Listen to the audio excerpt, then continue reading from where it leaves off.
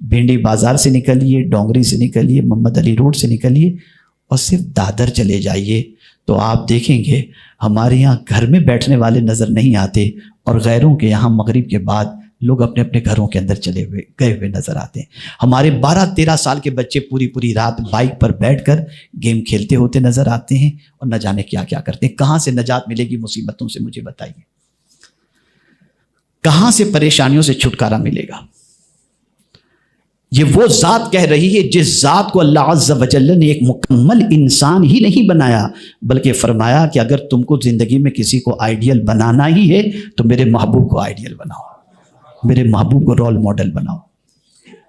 آپ ذرا سوچو، رسول اعظم صلی اللہ علیہ وسلم فرماتے اپنے گھر کو لازم پکڑ لو، یعنی ضرورت کے علاوہ آپ اپنا وقت باہر ضائع نہ کرو، گھر میں اپنا وقت خرچ کرو۔ اور تیسری بات جو فرمائی وہ اتنی اہم ہے کہ اگر مسلمان اس چیز کو اپنے دل و دماغ میں محفوظ کر کے اس کو عملی جامہ پہنائے تو بہت ساری مصیبتوں سے چھٹکارا ہو سکتا ہے۔ اور تیسری بات آقا کریم صلی اللہ علیہ وسلم نے فرمائی وَابْكِ عَلَىٰ خَطِيئَتِكَ، اور اپنے گناہوں پر رویا کرو، اپنے گناہوں پر رویا کرو۔ ہم میں کون ہیں جو گناہوں پر روتے ہیں؟ ہاں، روتے کب ہیں؟ جب کوئی بڑی مصیبت آ گئی تو گناہ یاد آ جاتے ہیں کہ یہ گناہوں کی سزا ہے، اور مصیبت نہیں آتی، گناہ کرتے جا رہے ہیں اور مال آتا جا رہا ہے تو رونا تو کیا، گناہ پر کہے لگاتے نظر آتے ہیں، یار کیا لائف ہے، کیا انجوائے کر رہی ہے، یہ ساری چیزیں ہو رہی ہیں۔ اور رسول اعظم صلی اللہ علیہ وسلم فرماتے اپنے گناہوں پر رویا کرو۔ آپ جانتے ہیں گناہوں پر جو رو کر کے آنسو آنکھ سے نکلتے ہیں اس کی قیمت کیا ہے، اس کا مقام کیا ہے؟ جسم کے جس حصے پر وہ آنسو پہنچیں گے اس حصے کو جہنم کی آگ نہیں جلا سکتی ہے، نہیں جلا سکتی۔ اور چھوٹی سی بات لیکن اس کے اندر جامعیت بہت ہے، بہت ہے، بہت ہے۔ آپ کو میں بتاؤں کہ ایک بچہ اگر جرم کرے اور اس کے بعد ماں باپ کے پاس وہ آئے لیکن ڈھیٹ بن کر ہاں ہو گیا، ماں باپ کو پیار نہیں آئے گا۔ لیکن اگر وہ روتا ہوا آئے، آنکھوں میں آنسو لے کر آئے اور ماں باپ سے کہے کہ مجھ سے غلطی ہو گئی، تو ماں باپ سب کچھ برداشت کر سکتے ہیں، اولاد کی آنکھوں میں آنسو برداشت نہیں کر سکتے۔ سینے سے لگا کر کہیں گے آئندہ ایسی غلطی مت کرنا۔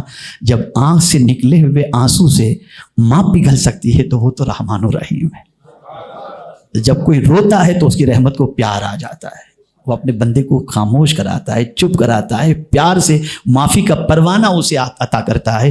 اس سے پہلے کہ قیامت میں اللہ ہمارے گناہوں کا حساب لے، ہم اللہ کی بارگاہ میں رو کر اپنی آنسوؤں کو نکال کر اپنے گناہوں کی معافی کا پروانہ حاصل کریں۔ بہت سارے لوگ ایسے ہوتے ہیں، یار میرا دل بڑا سخت ہے، آنسو نکلتے ہی نہیں ہیں۔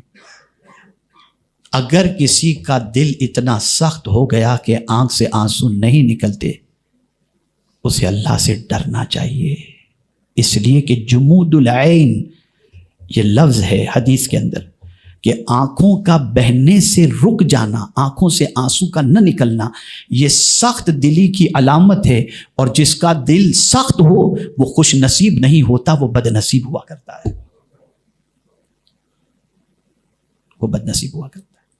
میرے پیارے آقا صلی اللہ تعالی علیہ وسلم کے پیارے دیوانوں، اسی کے ساتھ آقا کریم صلی اللہ علیہ وسلم نے ارشاد فرمایا، بلکہ ایک مثل مشہور ہے، اذا تم عقل المرء نقص کلامہ، انسان کی عقل جب پختہ ہو جاتی ہے تو اس کی گفتگو کم ہو جاتی ہے۔ جب کسی کے پاس عقل زیادہ ہو نا تو اس کے الفاظ کم ہوتے ہیں، اور جس کے پاس عقل زیرو ہو بڑ بڑ بڑ بڑ بڑ بڑ چلتا رہتا ہے۔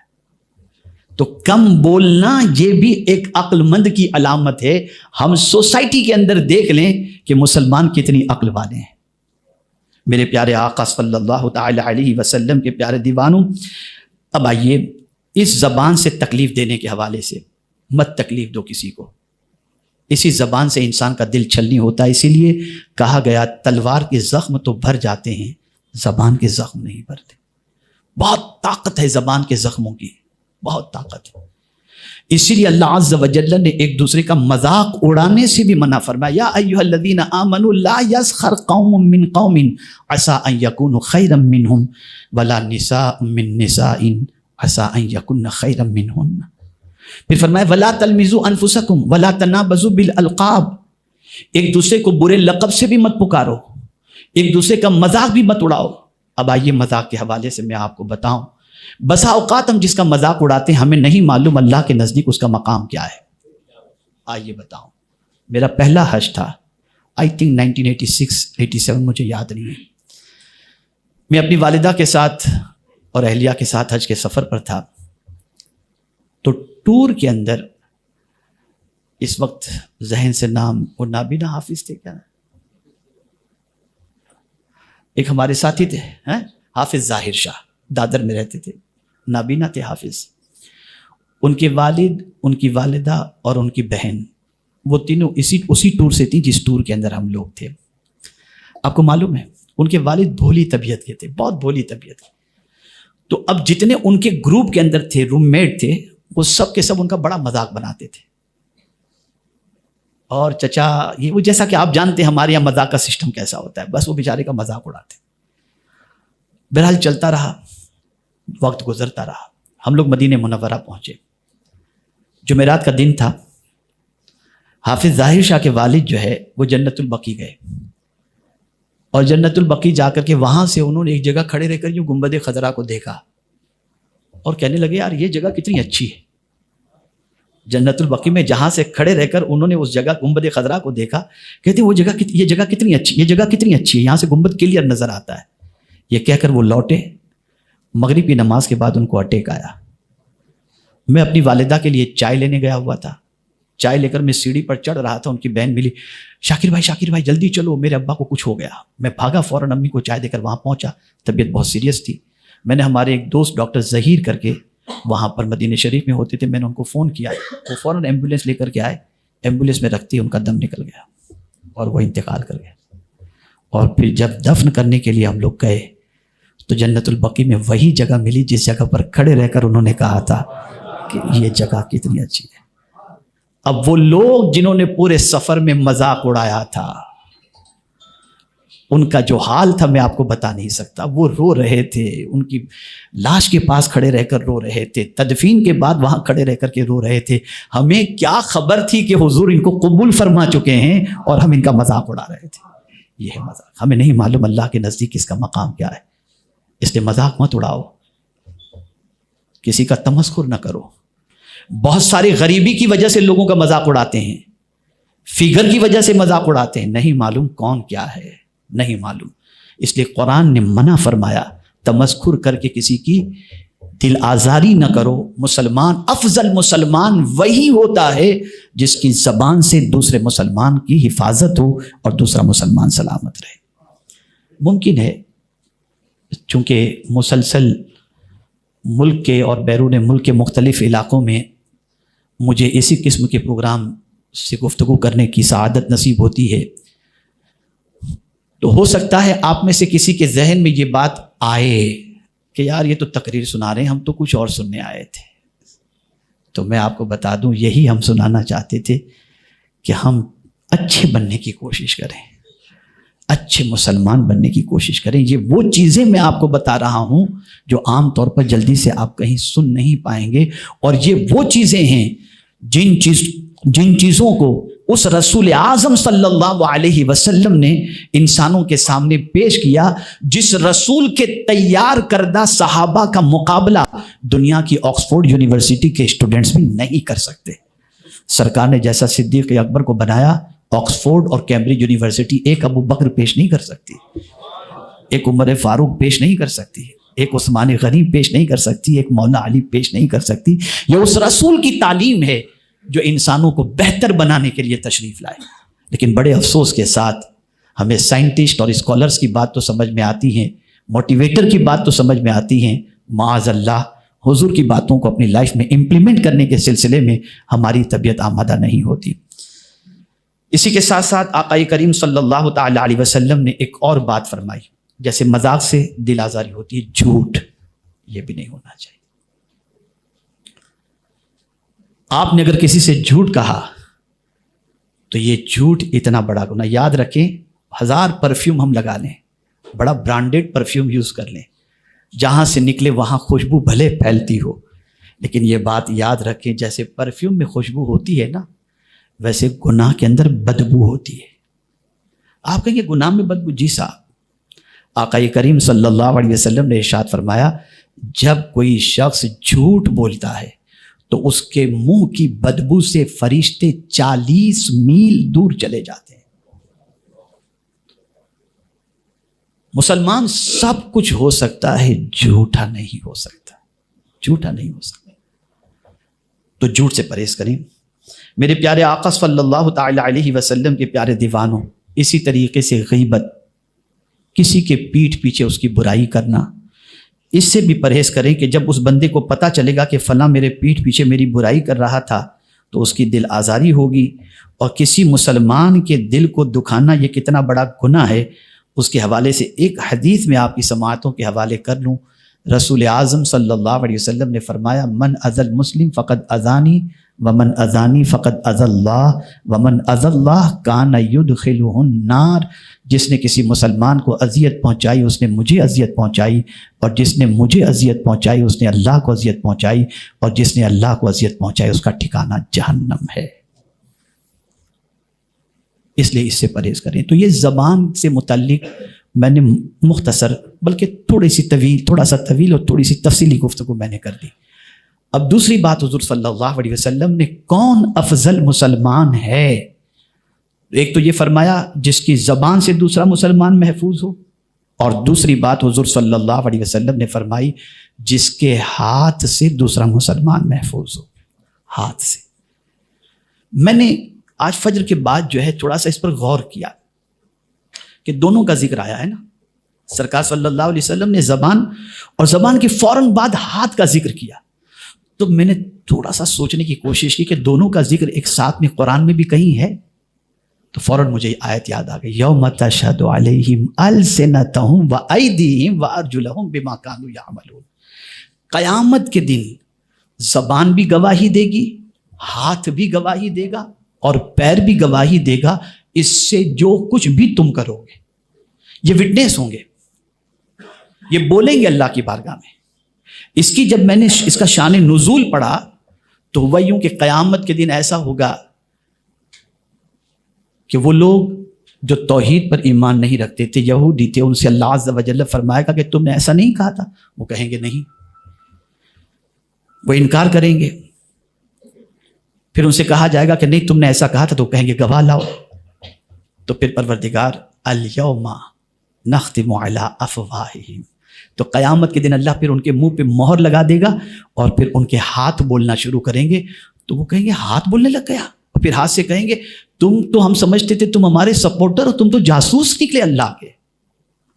قیامت پہ پھر گواہی۔ اسی لیے اللہ والے کبھی نہ ہاتھ سے کسی کو تکلیف پہنچاتے تھے، نہ زبان سے کسی کو تکلیف پہنچاتے تھے، نہ پیر سے کہیں غلط راستے پر جاتے تھے، اس لیے کہ جانتے تھے یہ سب اللہ عز و جل کی بارگاہ میں بولیں گے اور ہمارے خلاف گواہی دیں گے۔ اسی لیے کوئی یہ ثابت نہیں کر سکتا کہ جس رسول اعظم نے انگلی کے اشارے سے چاند کے 2 ٹکڑے کیے ہوں، اس رسول اعظم نے اپنی ذات سے کسی کو تکلیف پہنچائی ہو۔ ہاتھ بہت طاقتور چیز کا نام ہے۔ یہ ہاتھ کو آپ کیا سمجھتے ہیں؟ اللہ اکبر۔ ایک صحابی رسول میرے آقا صلی اللہ علیہ وسلم کی خدمت میں حاضر آئے، عرض کرنے لگے یا رسول اللہ صلی اللہ تعالی علیہ وسلم، میرا دل بڑا سخت ہو گیا ہے، میں چاہتا ہوں کہ میرا دل نرم ہو جائے۔ سرکار نے فرمایا اپنا ہاتھ کسی یتیم کے سر پر پھیر دے، تیرا دل نرم ہو جائے گا۔ آقا کریم صلی اللہ علیہ وسلم نے فرمایا قیامت کے دن جس کے دائیں ہاتھ کے اندر نام اعمال دیا گیا وہ جنت میں چلا گیا۔ یہ ہاتھ بہت طاقتور ہیں، بہت عظیم۔ قبر کے اندر جب بندوں کو لٹایا جائے گا اور عذاب کے فرشتے ہاتھ کی طرف سے جب آنے والے ہوں گے تو ہاتھ سے کی ہوئی نیکیاں عذاب کے فرشتے اور اس بندے کے درمیان آڑ بن جائیں گی، اور وہ نیکیاں کہیں گے اس نے ہاتھ سے یہ نیکی کی تھی، میں تجھے اس کے قریب ہونے نہیں دوں گی، چلا جا یہاں سے، تو عذاب کے فرشتے چلے جائیں گے۔ یہ ہاتھ میرے پیارے آقا صلی اللہ علیہ وسلم کے پیارے دیوانوں، اسی طریقے سے ہاتھ سے آپ نے غریبوں کی مدد کی، ہاتھ سے کسی یتیم کے سر پر آپ نے ہاتھ رکھ دیا۔ اور اسی طریقے سے اپنے ہاتھوں سے آپ نے جتنے بھی اچھے کام کیے، یہ سارے اچھے کام قیامت کے دن آپ کے اور ہمارے حق میں گواہی دیں گے۔ اب حضور صلی اللہ علیہ وسلم نے فرمایا جس کے ہاتھ سے دوسرا مسلمان محفوظ ہو۔ اب آپ سمجھیں، ماشاءاللہ سب اپنے علاقے کے ہیں اور بہت سارے نوجوان نظر آ رہے ہیں، اور ایک زمانے میں جب لوکل ٹرین میں سفر کرتا تھا تو ہمارے نوجوانوں کی مستیوں کو میں نے اپنی آنکھوں سے دیکھا ہے۔ ٹرین کے دروازے پہ کھڑے ہوتے اور پلیٹ فارم پر کوئی بیچارہ کھڑا ہوتا اور ٹرین اسٹارٹ لیتی تو یوں مارتے ہوئے نکل جاتے تھے۔ آج بھی یہ سب چیزیں ہو رہی، آج بھی ہو رہی۔ اور صرف اسی پر نہیں، تھوڑا سا آگے بڑھ کر ہاتھ، اس سے آپ بہت کچھ لکھتے ہیں، صحیح لکھ رہے ہیں یا غلط لکھ رہے ہیں۔ آپ وکیل ہیں، ٹھیک ہے، ہو سکتا ہے آج کے دور کے اندر آدمی کمپیوٹر پہ سارے کام کرتا ہے، لیکن فنگر تو استعمال کرتا ہی ہے۔ آپ کیا کر رہے ہیں؟ یہ ساری چیزیں آپ کے ان ہاتھوں سے کسی بھی اینگل سے کسی کو تکلیف نہیں پہنچنی چاہیے۔ اگر آپ کے ہاتھ سے کوئی مسلمان سلامت ہے تو کوئی آپ کو کچھ بھی کہے، حضور فرماتے یہ افضل مسلمان ہے، یہ بہترین مسلمان ہے، یہ اچھا مسلمان، یہ حضور صلی اللہ علیہ وسلم نے فرمایا۔ اب چونکہ آیت کریمہ میں پیر کی بات بھی آ گئی تو میں پیر کے حوالے سے ایک بات عرض کر کے میں اپنی گفتگو کو ختم کرتا ہوں۔ پیر، اللہ اکبر، روز ہم چلتے ہیں، بہت چلتے ہیں، بہت جگہوں پہ جاتے ہیں، گھروں میں جاتے ہیں، فنکشنوں میں جاتے ہیں، مسجد میں جاتے ہیں، بہت ساری جگہوں پر۔ مجھے اس وقت حضرت عروہ ابن زبیر رضی اللہ تعالی عنہ، جو ام المؤمنین حضرت عائشہ صدیقہ رضی اللہ تعالی عنہ کے بھتیجے تھے، حضرت عروہ ابن زبیر رضی اللہ تعالیٰ عنہ کے پیر میں ایک پھوڑا ہو گیا، آکلا۔ ڈاکٹر نے کہا کہ اسے کاٹنا پڑے گا، تو حضرت عروہ ابن زبیر رضی اللہ تعالیٰ عنہ نے فرمایا ٹھیک ہے، کاٹ دو اسے۔ تو ڈاکٹر نے کہا کہ اگر آپ ہوش میں رہیں گے اور میں اگر کاٹوں گا تو آپ کو بہت تکلیف ہوگی، اس لیے آپ سے گزارش ہے کہ تھوڑی سی شراب پی لیں، اور شراب کے نشے میں جب آپ دھت ہو جائیں گے، ڈوب جائیں گے، تو میں آپ کے پیر کو کاٹوں گا، آپ کو تکلیف نہیں پہنچے گی۔ تو حضرت عروہ ابن زبیر رضی اللہ تعالیٰ عنہ نے فرمایا سنو، جس چیز کو اللہ اور اس کے رسول نے حرام فرما دیا میں اسے ہاتھ نہیں لگا سکتا۔ تو ڈاکٹر نے کہا کہ آپ کو پھر میں ایسی ٹیبلٹ دیتا ہوں، ایسی گولی دیتا ہوں جسے آپ کھا لیں گے تو بے ہوش ہو جائیں گے، اور پھر میں آپ کے پیر کو کاٹوں گا تو تکلیف نہیں ہوگی۔ جواب میں فرماتے ہیں نہیں، میں چاہتا ہوں میں ہوش میں رہوں، تم میرے پیر کو کاٹو، تکلیف ہوگی، صبر کروں گا تاکہ اللہ اجر زیادہ عطا فرمائے۔ طبیب جانتا تھا کہ یہ ولایت کے اونچے مقام پر فائز ہیں، بڑے عظیم بزرگ ہیں، تابعی ہیں۔ خیر، حضرت عروہ ابن زبیر کا پیر کاٹ دیا گیا، اور پیر کاٹ کر کنارے پہ رکھ دیا گیا، اور زخم کے اوپر جب مرہم رکھا گیا تو آپ کی چیخ نکل گئی، اور پھر آنکھ سے آنسو نکلے۔ طبیب نے کہا پہلے ہی میں نے کہا تھا کہ آپ کو بہت تکلیف ہوگی، آپ نے مانا نہیں، اب رونے سے کیا فائدہ۔ جواب سنیے اور زندگی پر یاد رکھیے۔ حضرت عروہ ابن زبیر رضی اللہ تعالیٰ عنہ نے فرمایا میں تکلیف کی وجہ سے نہیں رو رہا ہوں، میں شکر کی وجہ سے رو رہا ہوں۔ طبیب نے کہا کس بات پر شکر؟ کٹا ہوا پیر ہاتھوں میں لیتے ہیں، اٹھا کر کہتے ہیں قیامت کے دن میرا یہ پیر گواہی دے گا کہ اس پر چل کر میں کبھی گناہوں کے دروازے پہ نہیں گیا ہوں۔ میں اس بات پر اللہ کا شکر ادا کرتا ہوں کہ میں ان پیروں پر چل کر کبھی برائیوں کی طرف نہیں گیا۔ ہم سے ہمارے پیر کے بارے میں، ہمارا پیر، ہمارے ہاتھ، ہماری زبان اللہ کی بارگاہ میں قیامت میں وٹنس ہوگی، گواہی دے گی۔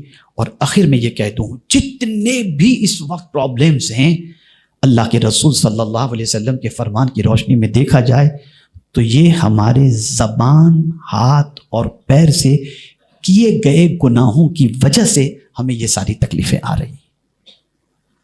آقا کریم صلی اللہ تعالی علیہ وسلم نے اسی لیے فرمایا زبان کی حفاظت کرو، اسی لیے ہاتھوں کا خیال رکھنے کا حکم دیا گیا، پیروں کا خیال رکھنے کا حکم دیا گیا۔